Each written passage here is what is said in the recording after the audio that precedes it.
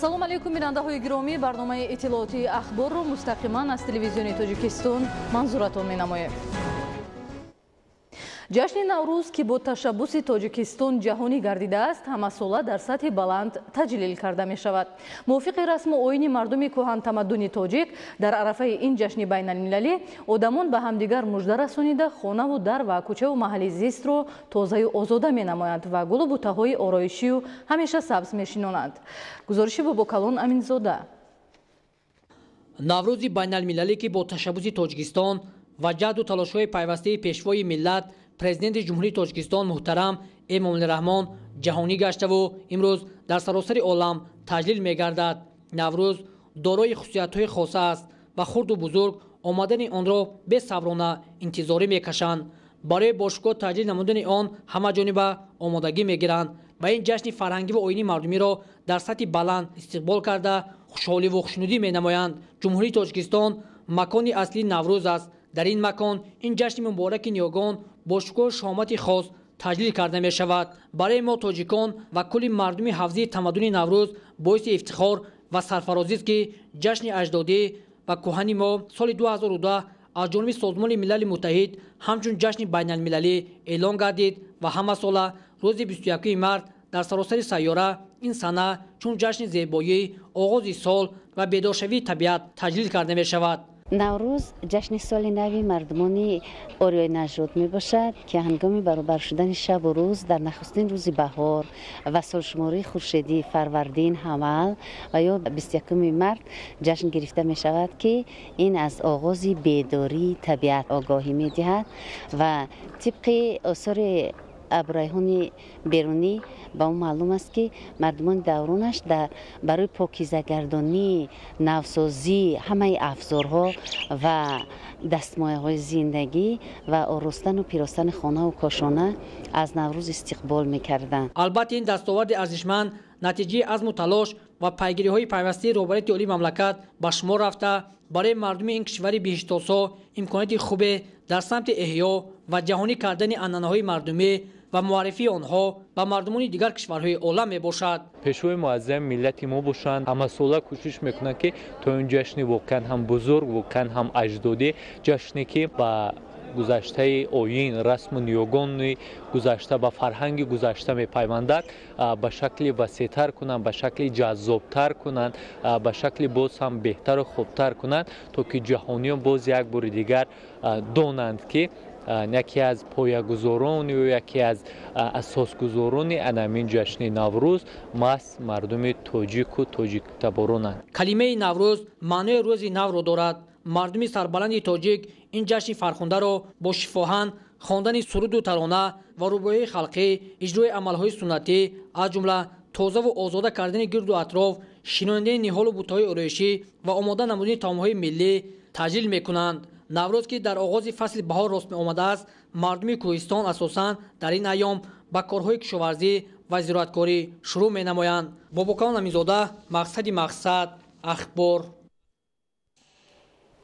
дар озмуни ҷумҳуриявӣ фуруғи субҳи донои китоб аст, аҳли илму маърифат ва хонандагон низ аз ноҳияи Нуробод фаъолона иштирок намуда аксаран ҷойҳои ифтихориро сазовор гардиданд. гузориши Дигули Маҳмуд аз ноҳияи Нуробод. давоми 2 сол таҳти сарпарастии бевоситаи сарвари давлат озмуни ҷумҳуриявӣ фуруғи субҳи донои китоб аст баргузор гардида новобаста аз синну сол ва касбу кор миёни қишрҳои мухталифи ҷомеа такони ҷиддиеро ба вуҷуд оварда онҳоро ба дӯст доштани китоб ва мутолиа водор намуд. ман дар озмуни ҷумҳуриявӣ фуруғи субҳи донои китоб аст иштирок вардидам. дар номинатсияи аввал хондан ва аҷод кардани осори адибони классикии тоҷик иштирок намудам.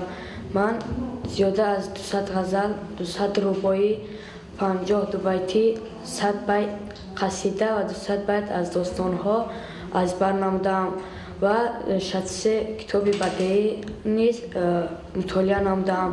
ман дар ин озмун ҷо нагирифтам ва роҳафтода намегардам, чунки ин озмун ҳамасола баргузор мегардад ва ман метавонам ки аз соли оянда низ дар ин озмун иштирок вардам. иштирокчии озмуни фуруғи субҳи донои китоб аст معلمه زبان و ادبیات مؤسسه تعلیمی رقم 13 دهه یخچ جماعت دهات به نام عزت‌الله حلیموف صفیه نبیوه در نامیناسیون شاعری اشتراک نموده با عنوان علوچه معارف و افتخارنامه وزارت معارف سرفراز گردید. من در آزمون فروغ صبح دانایی در نامیناسیون شاعری شرکت می‌ورزیدم. بغیر از آنی که ما در آزمون فروغ صبح دانایی اشتراک کردیم، ما از آن دل شکسته نیستیم که جایهای نمایان را اشاره کنیم. ما از آن افتخار می نماییم که در آنجا با خودمان دوستان زیادی پیدا کردیم.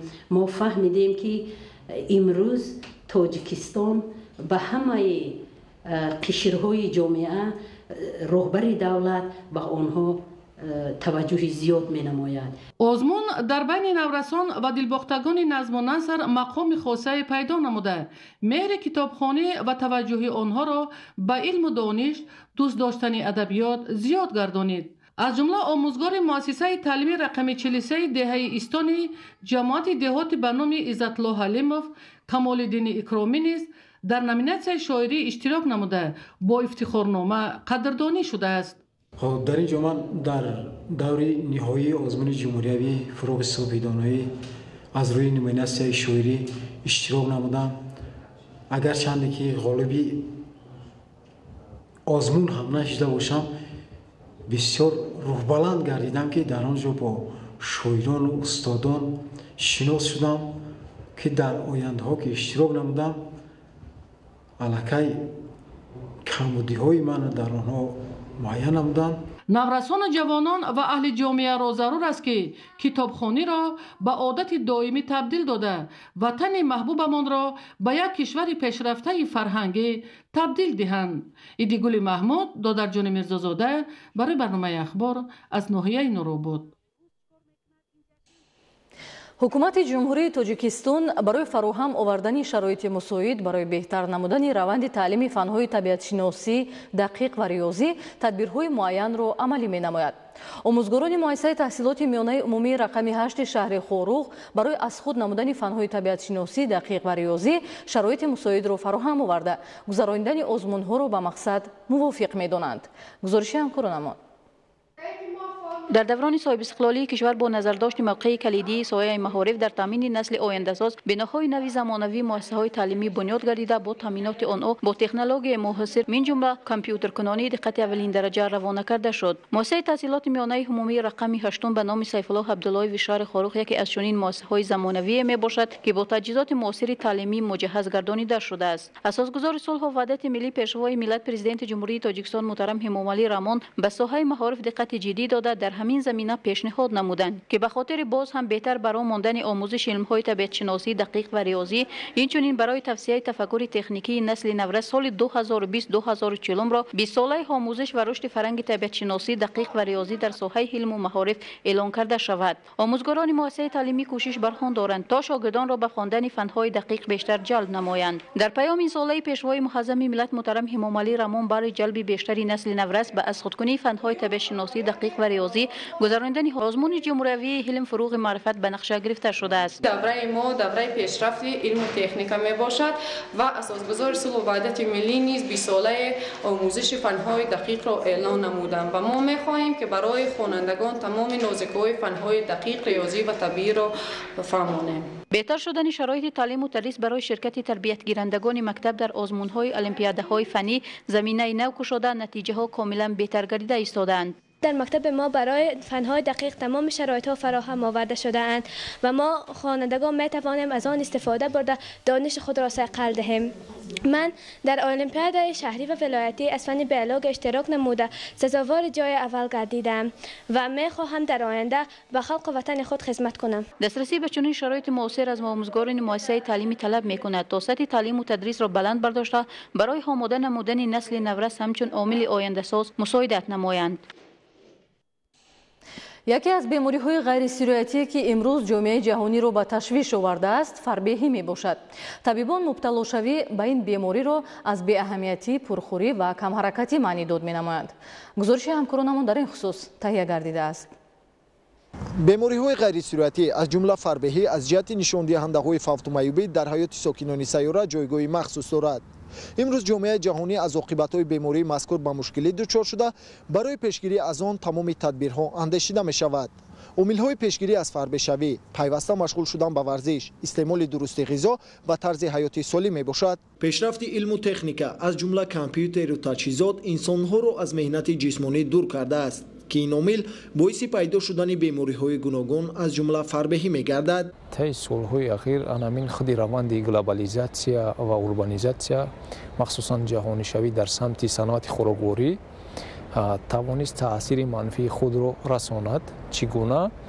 масалан имрӯз сокинони сайёра аксаран дода шуданд ба истеъмоли маҳсулотҳои ғизоие ки таркиби онҳо аз масалан маҳсулотҳои серавғану тезтайёр ҳастанд, маҳсулотҳои ширини қаннодӣ ҳаст, маҳсулотҳои махсусан нӯшокиҳои газноки ширин, иловаҳои ғизоӣ, хуштаъм кунандаҳо ва дигар моддаҳои ғизоӣ ҳастанд ки гӯем таркиби онҳо аз нахҳои ғизоӣ бой нестанд. ин раванд тавонист таъсири худро дар инкишофи бемории фарбеӣ расонад. хӯрокҳои тезтайёри хамирӣ ва камҳаракатӣ аз сабабҳои асосие ба ҳисоб меравад ки инсон ба фарбеҳӣ гирифтор мешавад. маҳз ҳамин омилҳо сабаб гаштааст ки фарбеҳӣ дар кулли сайёра махсусан ҷумҳурии тоҷикистон сол то сол бештар ба қайд гирифта мешавад.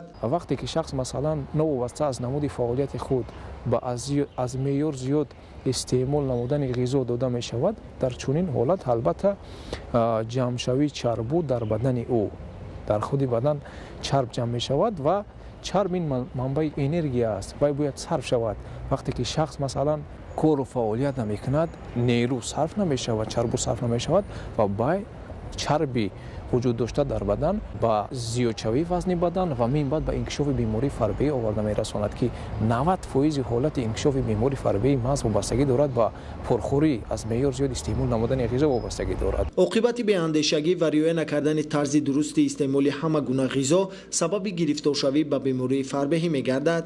махсусан мутахассисони соҳаи тиб тавсия метиҳанд ки 35% ғизое ки мо қабул мекунем, нерӯе ки мо қабул мекунем бояд дар фаъолияти ҷисмонӣ дар ҳаракат сарф шавад. пиёда роҳ рафтан, дар хона барои занҳо масалан шустани либос, фаъолияти бофандагӣ дар шароити хона масалан ҳамарӯза чи аз қисмати субҳ аст ё ин ки аз қисмати бегоҳ 30-35 дақиқа ба варзиши сабук машғул шудан. инам албатта мусоидат мекунад барои пешгирии инкишофи бемории фарбеӣ. омили дигари вазни зиёди бадан дар баробари пурхӯрӣ камҳаракатӣ аст. аз ин лиҳоз ҳар чӣ қадар бештар аҳолӣ ба фаъолияти ҷисмонӣ ва варзиш фаро гирифта шавад, ҳамон қадар вазъи саломатии онҳо беҳтар мегардад. манучери сулаймон, меҳрӯзи ҷумъа, мақсади мақсад, ахбор.